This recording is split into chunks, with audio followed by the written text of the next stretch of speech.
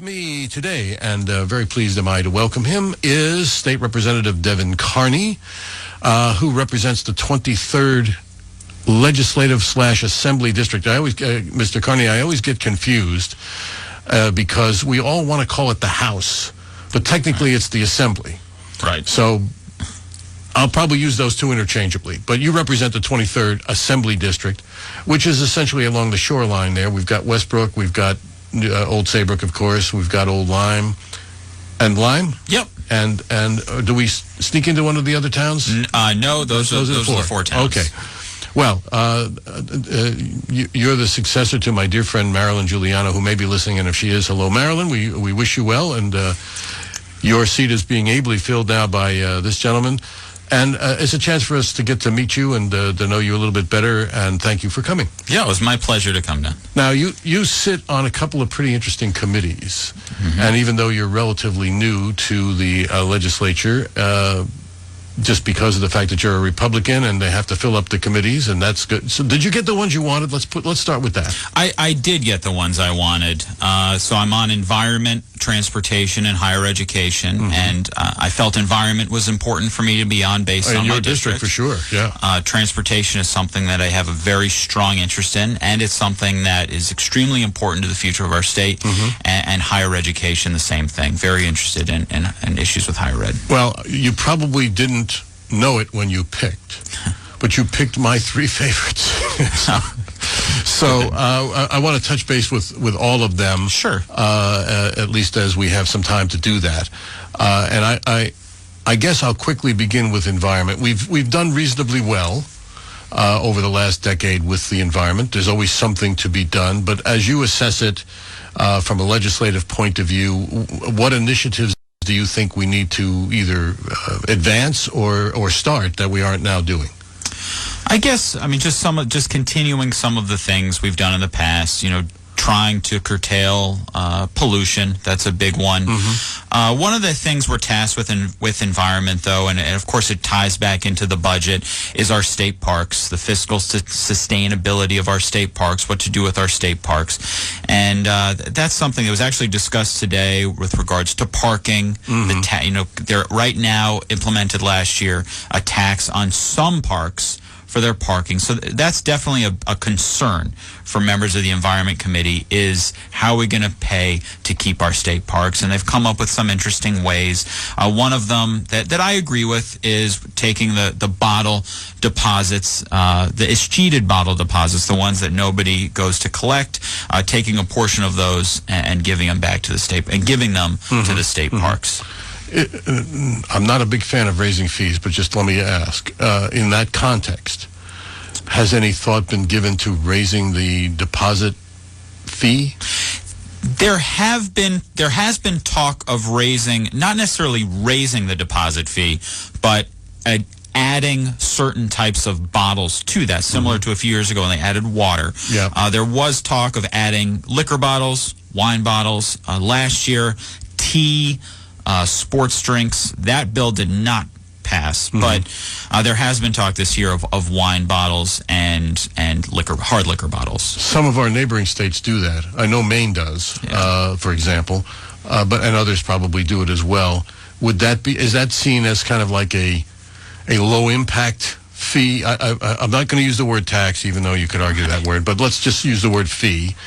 Is that seen as a sort of a low-impact fee, and that's why it's being considered, or is it just being considered because we got to consider something?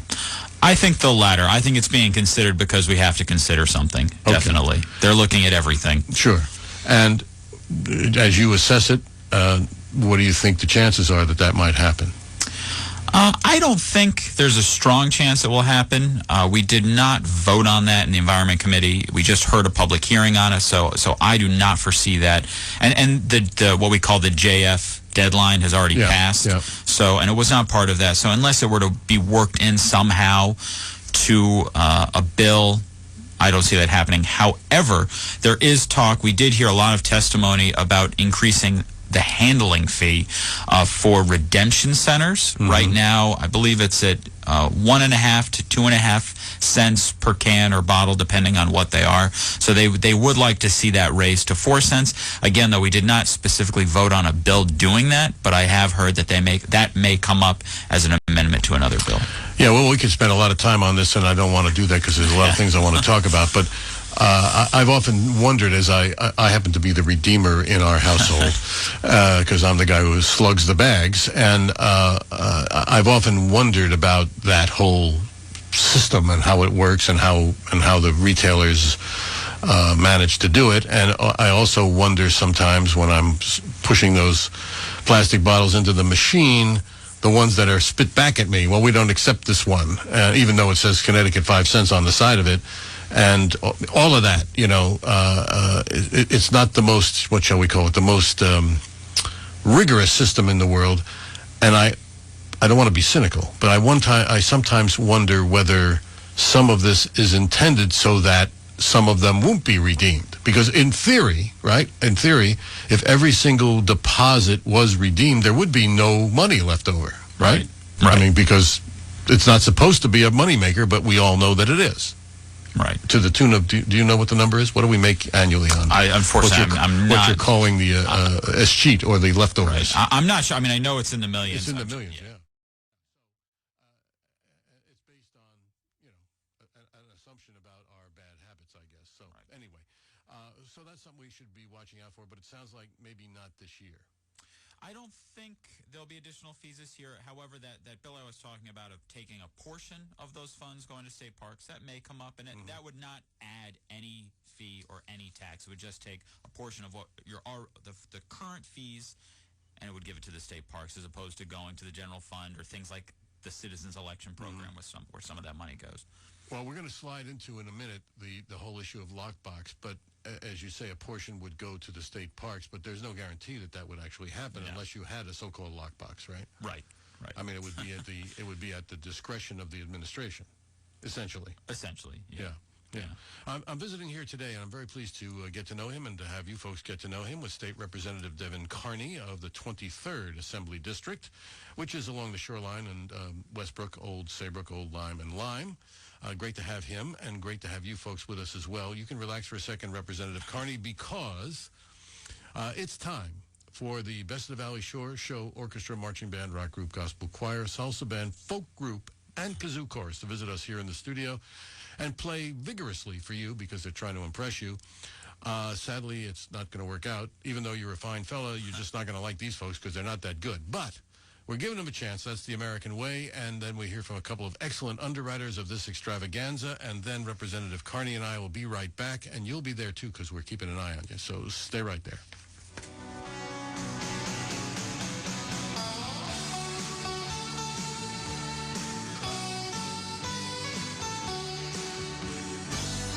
When you're ready to grow your business, remember Essex Savings Bank.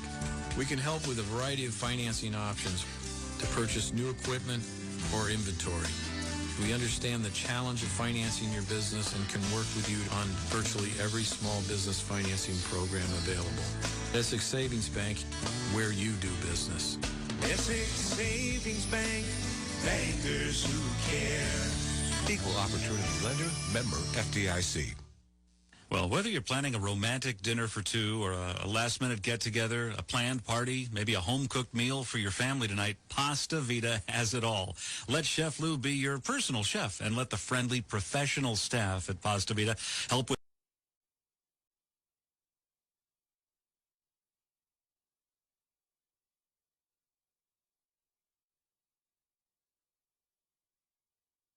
appetizers and entrees and side dishes, desserts from hundreds of selections. Pasta Vita, conveniently located too in Old Saybrook. Or you can visit the website, pastavita.com. Pasta Vita. It's the place to go for gourmet to go.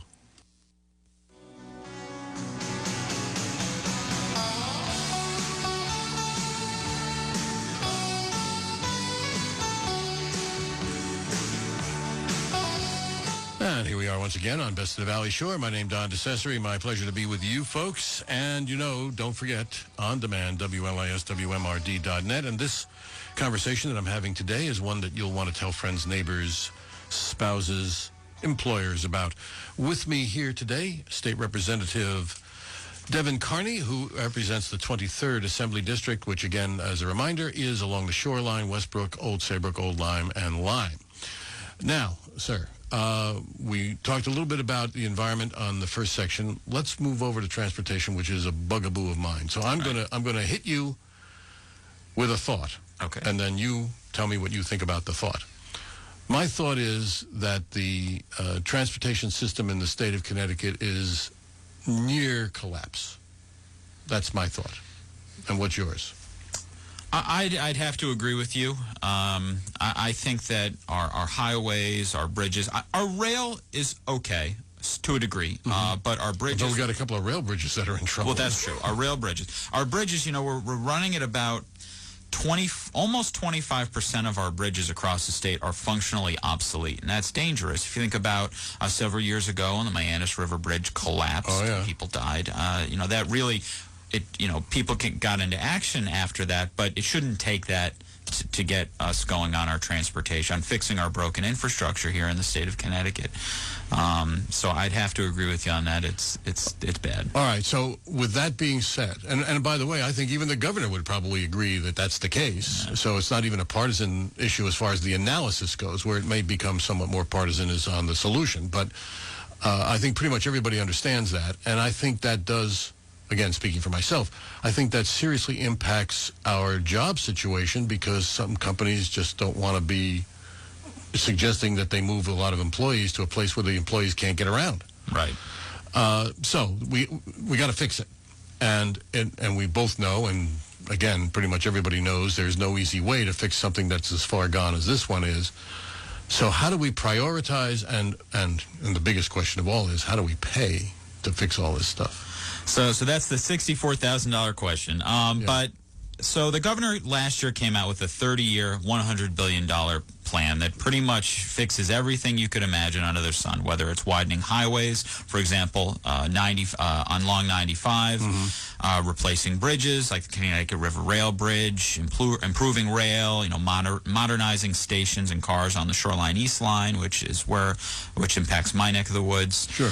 But obviously the question is, especially in the current fiscal climate, how do we pay for it? So the governor has pushed for a transportation fund lockbox for the Special Transportation Fund, which is any type of money from the gas tax or Department of Motor Vehicle fees, things like that, currently go into the Special Transportation Fund, but there is no real tough lockbox around it. So it's used, it's often swept into the general fund, which is what happened in the special session back in December. About $35 million of that was swept into the general fund budget to help offset the current deficit. But they are trying again this year. They did try for a lockbox last year, but it didn't get enough votes to get on the ballot. So they are trying again this year, and it has come before the Transportation Committee. But the issues with that, and depending on who you ask, whether you ask someone who's more conservative or whether you ask somebody more liberal, they'll give you different answers. But the issue is, well, the more conservative people want to make sure that nobody can touch it, or if they want to, they have to go through the court system. And the more liberal people say, well, no, if transportation's fine and we have to, fix the general fund budget and help with social services or things like that, we should be able to do so. So you have those two differing opinions, and that's where you're finding a lot of the gridlock in the House for the lockbox is which one of those is going to prevail, and that will sort of see how it goes based on that. So, well, as a citizen, I wonder if this is all much ado about nothing, which is to say, we're spending a lot of time and energy having a battle about whether or not there should be a quote-unquote lockbox for transportation when we all sort of know we don't have enough money to go around to begin with. So if we were to lock up a certain amount of money per annum for transportation, and it is not available to the general fund, then the general fund could very well be short. So that's a problem. And as you say, certain people would want to then figure out a way to raid the lockbox, which they've raided all the other special funds in the past. Or alternatively, they'd have to do... So I guess the real question is, why don't we have enough discipline to solve the problem in the first place? That's a great question. And that's an anti-discipline solution. Is we can't help ourselves, therefore we got to lock it up. Right, and that is the problem. There has not been enough discipline. I mean, that's probably the major problem as to why we are in the current fiscal climate, is because there wasn't enough discipline when it came to spending. And look at another constitutional, wasn't a lockbox, but a constitutional amendment that the people of Connecticut voted on about 25 years ago was the spending cap. Right. And that was not adhered to, and we found out last year that it's fine, we didn't need to adhere to it because there wasn't enough teeth in the amendment that everybody, I think 80% of the people of Connecticut voted in favor of after the income tax was implemented. So that's, there was no discipline there, and I think people are really concerned that there still is no discipline with the Special Transportation Fund, and that if we don't do something that will force the discipline, it will never happen. Well, I hope you're able to figure something out. I don't know if the lockbox is the answer, but clearly I think anybody who either is on the road or the rails, for that matter, in the state of Connecticut recognizes that there is a big issue. Yeah. I happen to be somebody who spends a lot of time on the roads and some time on the rails in the state of Connecticut, a lot of time. And I see it daily. And even when they're out there trying to fix it up, which they are at this time of year, it's a Band-Aid. You just know. So are there any blue sky things that either the governor has proposed or, for that matter, that the Republicans are proposing that might make a huge difference? Or are we really basically trying to fix up that which we have? I think we really are trying to fix up what we have. I think that, though, one of the improvements we can make, but again, it's in the current fiscal climate, it's difficult, is with our rail. I think that's where we're losing a lot because, we have, in my opinion, we have a nice rail system along the shoreline from Greenwich pretty much through New London. You can get around, but there's all the rest of the state, and I think a lot of people, especially younger people, are fleeing to states, or rather cities in other states where there's fantastic transportation systems, whether it's Boston or New York, cities like New York City, cities like that where they don't need a car. In Connecticut, I don't know how you could get around without a car unless you maybe took a bus, but buses take a long time. So we were so dependent on our cars, and that's the one area of transportation that's the most problematic is our highways. They're old, they get clogged up.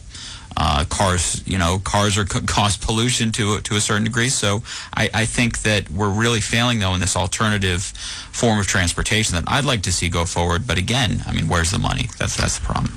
All right, so I have to ask that four-letter word that you're allowed to say on the radio, toll. Right. It comes, it's been coming up every year for the last umpteen years, and so far we've avoided it. I'm old enough to remember when we had them, and I'm old enough to remember why we don't have them anymore. But now that idea keeps coming around. Where are you with that? So the governor has said, and the Senate President, Martin Looney, has said that we will not move forward on tolls unless the lockbox is implemented. However, the governor did have a transportation finance panel come up with ways to pay for his $100 billion 30-year plan. And one of the things they included was tolls. And they pretty much said tolls everywhere. So tolls along 95, tolls along 84, even tolls on places like Route 9, Route 11, and Route 2. So they certainly are in the conversation. I'm not fundamentally opposed to them. However, I don't think that we should be doing what the finance panel recommends and having them everywhere. I don't think that the commuters, which they predominantly are, the commuters going up and down Route 9, I don't see many out-of-state cars going on Route 9. I don't think they should be, an additional tax should be imposed on those people. But you go into other states, Massachusetts, New York, for example, and we as Connecticut residents, we pay a toll.